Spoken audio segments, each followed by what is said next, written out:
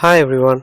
In this video, I would like to share some useful tips and techniques for achieving a Band 9 score in the IELTS listening test. I took the IELTS test 3 times including academic and general tests, and I scored 8.5 in listening the first time and 9 in the next 2 test attempts. So I believe I can share how I did the IELTS listening test, and someone watching this video might find it useful. Before I jump into the tips for taking the IELTS listening test, I highly recommend you to watch my previous video on IELTS preparation strategies for all 4 sections. Excelling in the IELTS exam is all about 2 things. Number 1. Understanding or evaluating your English proficiency. You must be aware of how proficient you are in English. You should also understand what you know and what you do not know. Being overconfident or underestimating yourself will negatively impact your scores. Number 2. Practicing. The more you practice, the more you will have the opportunity to learn English and you will understand your English proficiency. Approach the practice sessions with an open mind and remember that there is always things that you don't know. Now let's get started with the tips for the IELTS listening test. Let's look at the format of the IELTS listening test. The listening test comprises 40 questions and you will have 30 minutes to complete this section. There will be multiple choice questions, filling the blanks with and without multiple choice answers, and you will hear conversations of various types and narrations.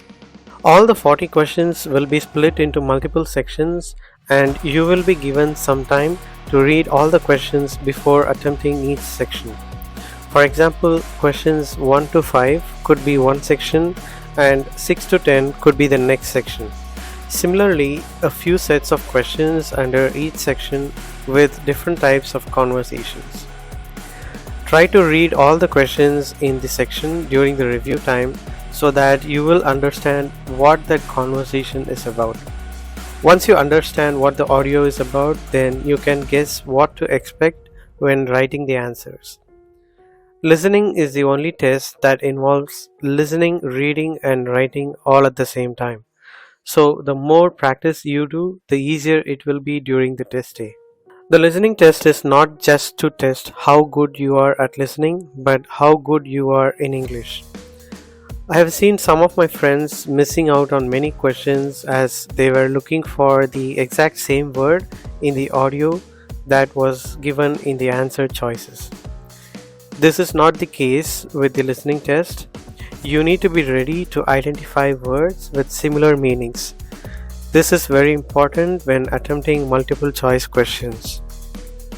For example, the audio might say that the customer is looking to modify his booking, but one of the options in the answer choices could be make changes to the reservation.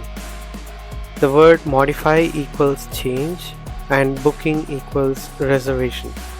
In conversation type audio, you need to completely listen to the conversation before moving to the next question. Let's look at this example. Listen to this audio and guess the correct option. We have an estate which is automatic. Yes, that would be perfect. There is a difference in price though. For the extra 2 days? Yes, but also for the size of the car. The estate is £15 more expensive per day than the saloon car you have already booked. Okay, and how much extra is it altogether then? That makes it an extra £165. It seems rather expensive. If you answered 165, then you have a good listening skill. But if you answered 15, then you need to practice well. If you use keywords from the question to look for answers, then you will not find the correct answer.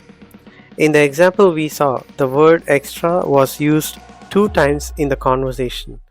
So only if you listen and understand what's going on in the audio, you will be able to provide the correct answers. If you missed answering one question, then immediately jump to the next question. This is applicable to all the sections of the listening test. Every audio will be a conversation or a narration, so they are not going to stop or pause until the entire section is complete. If you stumble upon one question, then chances are you already missed the following ones in the section. If you missed something, you can come back later and guess the answers, and there is no negative marking for wrong answers. Be prepared to differentiate singular and plural words when attempting the fill the blanks type questions. You can easily identify and know what to expect by looking at the question.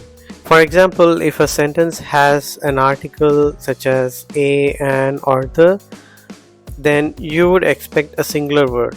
Let's look at this example. New immigrants are struggling to find jobs. Here there is no article, so the answer would be plural. If we have a sentence like this, new immigrants are struggling to find a job, then the answer is singular. You need to be very careful with the spelling.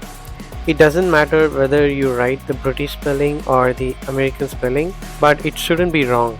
For example, you can write the word color as C-O-L-O-R as in American English, or C-O-L-O-U-R as in British English.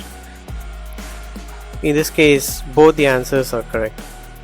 For the fill the blanks type questions, the section heading will say write no more than 2 words.